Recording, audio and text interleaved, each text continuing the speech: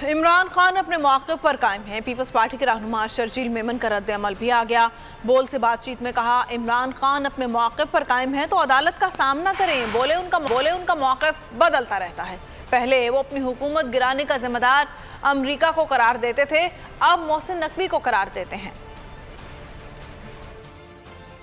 देख, आपको पता है और सबको पता है, पूरे पाकिस्तान के बच्चे को पता है, इनफैक्ट पूरी दुनिया को पता है कि नंबर 1 दुनिया का झूठा शख्स है इमरान खान। और ये हमेशा अटेंशन सीख करता है उल्टी सीधी गलत बातें करके। अभी बेहतर है कि हमने उनके इल्जाम को लेके गए कोर्ट में। जो एविडेंस है इमरान खान के पास, अगर हिम्मत है, गैरत है, थोड़ी सी शर्म है, थोड़ी सी हया है इमरान खान में, तो अदालतों के पास जाके अपने सबूत पेश करे।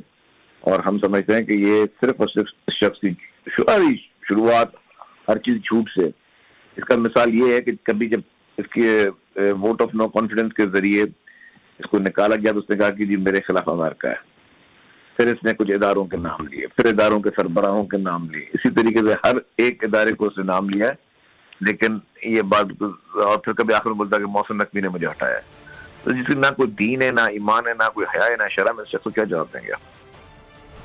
और दूसरी जानिब मौलूसियत नून लीग में दरारें डालने लगी। मरियम नवाज को चीफ ऑर्गेनाइजर